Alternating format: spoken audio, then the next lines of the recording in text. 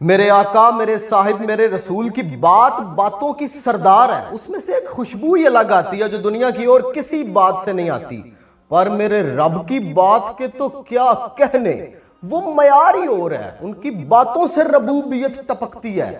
مخلوق کبھی خالق کی طرح گفتگو کر ہی نہیں سکتی، مخلوق خالق جیسی بات ہی نہیں کر سکتی۔ کتنے آئے ہیں اس دنیا کے اندر جو کہتے تھے کہ ہم خدا ہیں، جنہوں نے خدائی کے دعوے کیے ہیں، پر کیا کبھی کسی نے یہ دعویٰ کیا ہے کہ یہ زمین میں نے بنائی ہے، یہ آسمان میں نے بنایا ہے؟ کسی نے یہ دعویٰ نہیں کیا۔ میرے رب نے کہا کہ یہ زمین میں نے بنائی ہے، آسمان میں نے بنائے ہیں۔ نہ صرف یہ زمین، اس کی مثل 7 زمینیں میں نے بنائی ہیں، یہ ساری کائنات میں نے بنائی ہے، اور میرا حکم اترتا ہے اس پہ۔ اور پھر کہا کل من علیہا فان، ایک وقت آئے گا جب میں نے اس سب کو فنا کر دینا ہے۔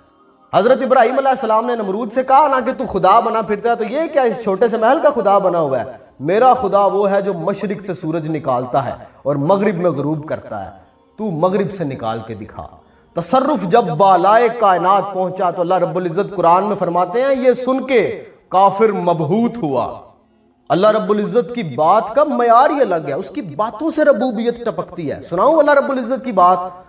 وہ کتاب پڑھا ذرا میں نے، دل تھام لو ذرا، غور سے سننا، کوئی عام بات نہیں ہے، اللہ رب العزت کی بات ہے۔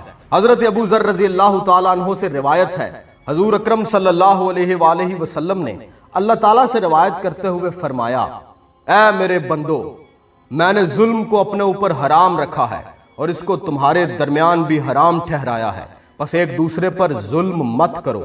اے میرے بندو، تم میں سے ہر ایک گمراہ ہے جب تک کہ اسے میں ہدایت نہ دوں، لہٰذا مجھ سے ہی ہدایت مانگو، میں ہی تمہیں ہدایت دیتا ہوں۔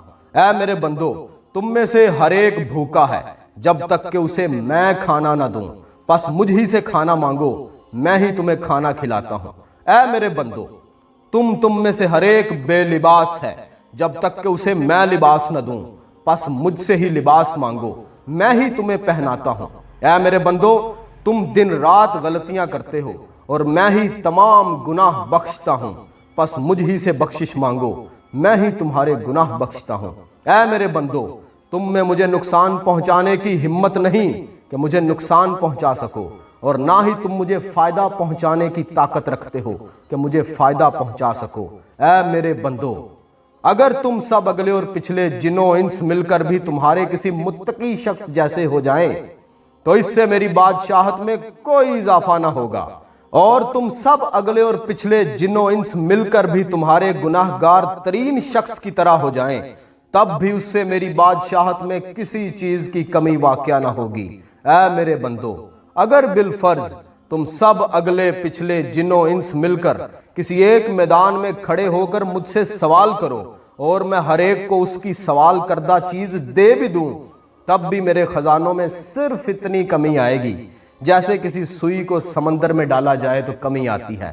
اے میرے بندو، تمہارے اعمال کا شمار میں تمہارے لیے ہی کرتا ہوں اور ان کا اجر میں تمہیں ہی لوٹا دوں گا، پس جو کوئی بھلائی پائے تو اسے چاہیے کہ میرا شکر ادا کرے، اور جو کوئی اس کے علاوہ یعنی برائی پائے تو اپنے نفس کو ملامت کرے۔